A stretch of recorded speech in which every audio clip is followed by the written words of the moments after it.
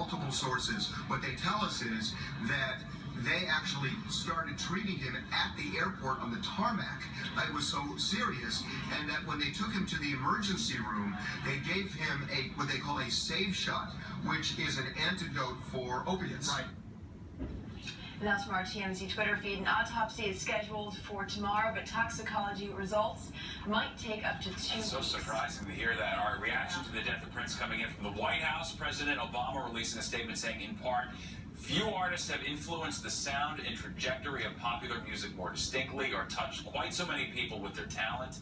As one of the most gifted and prolific musicians of our time, Prince did it all. Certainly. Meantime, fans who live in Prince's hometown near Minneapolis are remembering the music legend tonight. A makeshift memorial was set up outside the First Avenue music venue where Prince got his start. A memorial was also set up outside of his home where the music icon made his last public appearance on Saturday.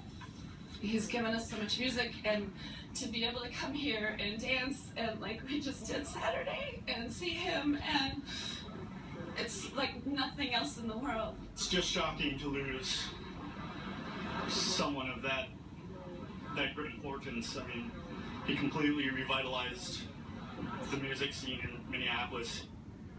Minneapolis Mayor Betsy Hodges called Prince a child of our city, saying he made it okay for his fans and to celebrate their individuality. Indeed. Now, in the 80s, when Prince rose to superstardom, there was no one like him. He dressed like James Brown, played guitar like Jimi Hendrix, and he moved like Michael Jackson. Yeah, as Matt King shows us, Prince also had his own unique style that influenced a generation. There were days that I spent with Prince where he did 3 costume changes on a day when he didn't. Music journalist Alan Light interviewed Prince many times for 2 years, on and off the record. But not once while Light wrote or researched his book, Let Go Crazy, Prince in the Making of Purple Rain. He would pursue whatever direction he needed at that moment. He was not concerned with what anybody was expecting from him or what they'd seen from him before. Prince, Light says, disdained reflecting on the before. The artist released albums in 5 different decades and yet somehow belonged to no past or present moment, always to some distant future one, to which the rest of us might not ever arrive. And so reflection, Light says, served Prince no purpose. If there is a single most important thing about Prince, it was absolute sense of independence and of bravery and of risk-taking and of not falling under any umbrellas or categories. In his song Controversy, Prince asked listeners, am I black or white? Am I straight or gay? He didn't like being defined. That's why he would change his name, he would change his style. Wall Street Journal senior editor Christopher Farley recalled the hieroglyphic lollipop symbol to which the artist formerly known as Prince changed his name. All those outfits he wore, some combo of Elizabethan and androgynous and something entirely his own, the album covers that recalled no other era than the one in whichever plane of existence Prince called home. He wasn't someone who followed trends, he's someone who set the trends. That's what comes to mind when they hear the name Prince. Fans recall much of the man's style as his music.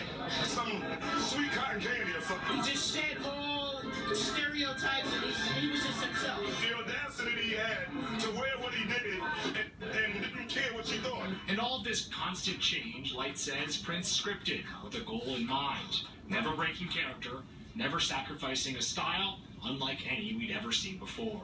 What we'll never fully know was the guy behind that, but the little glimpses that you got was far more down to earth than all of the smoke and mirrors around it.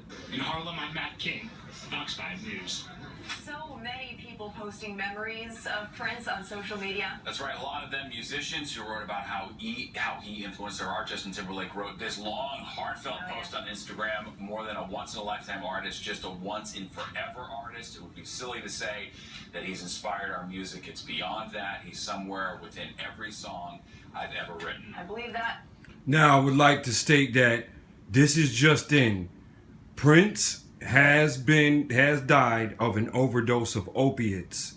The news in is Prince has died of opiates, an overdose, which a couple of days before his death he had stopped, not because of flu-like symptoms, but to get a treatment because of the overdose. So it looks like he transgressed from what he believed in, got into the third eye and all the demonic stuff. So his tweet on April the 18th, he has been transformed, means that he is backslidden. So we all know where he is. Bless his soul.